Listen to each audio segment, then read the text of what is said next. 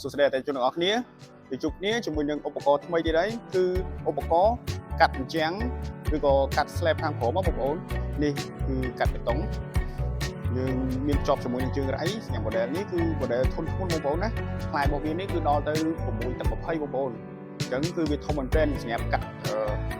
អញ្ចាំងក្រាស់ៗឬក៏ slab បេតុងក្រាស់ៗដែលមានដាច់នៅក្នុងហ្នឹងក៏កាត់ដាច់ដែរបងប្អូនហើយជាមួយនឹងរ៉ៃនេះវាដែរគឺយើងអាច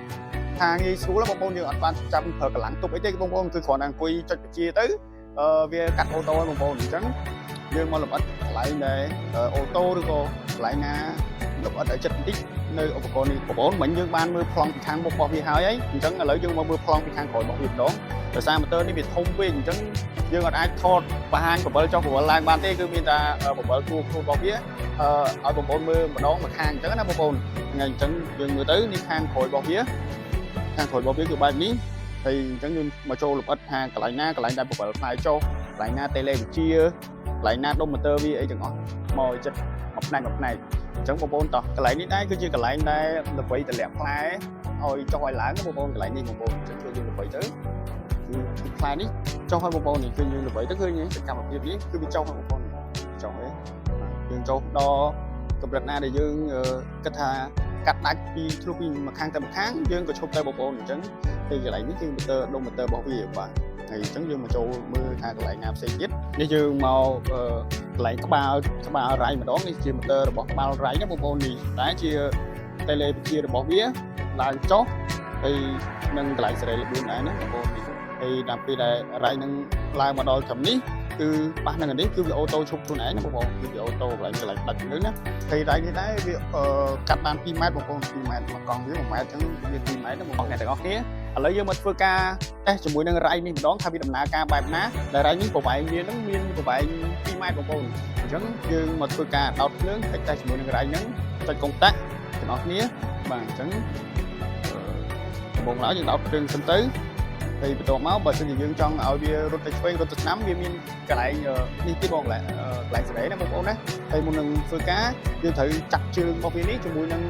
បេតុងឬក៏អញ្ចាំងសិនណាបងប្អូនដើម្បីកុំឲ្យវាកិលណាបងប្អូនណាហើយបន្ទាប់មក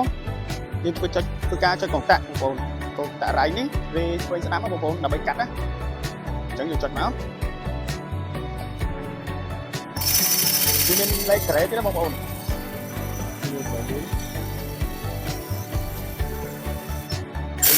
វិញ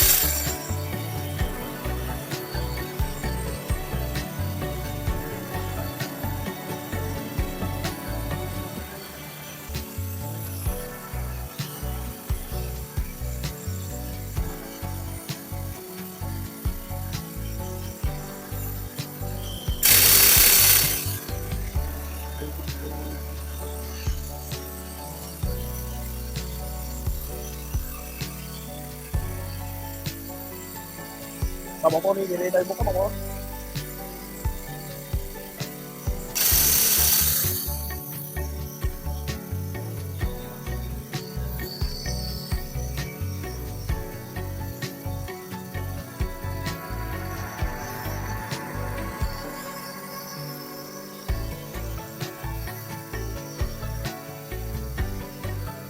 បាទបងប្អូនគឺវាដំណើរការបែបនេះហើយមួយបងប្អូនថាខ្ញុំអត់ដោតម៉ូទ័រនេះដើម្បីឲ្យវាវិលព្រោះវាវិលទៅអាចប៉ះពាល់នឹងអីផ្សេងព្រោះយើងមិនធ្វើការនៅការដ្ឋាននេះគ្រាន់ខ្ញុំធ្វើការតេស្តព្រោះដើម្បីឲ្យបងប្អូនមើលទេអញ្ចឹងបងប្អូនចាប់អារម្មណ៍ចង់សាកសួរព័ត៌មានចង់មកតេស្តផ្ទាល់ដល់ហាងយើងខ្ញុំអាចមកតេស្តបាននៅហាងយើងខ្ញុំមានឧបករណ៍នេះឲ្យមើលទាំងអស់បងប្អូនហើយបងប្អូនបើទស្សនាតាម YouTube ឬកុំភ្លេចជួយចុច Subscribe Channel YouTube ខ្ញុំម្នាក់មួយផងបើមើលតាម Facebook កុំភ្លេចចុច Follow ខ្ញុំម្នាក់មួយផងដើម្បីទទួលបានព័ត៌មានផ្សេងៗអំពីឧបករណ៍ច្រើនទៀតនៅក្នុងហាងយើងខ្ញុំបាទពីប្រព័ន្ធនេះទេជួបគ្នានៅវីដេអូក្រោយបាយបាយ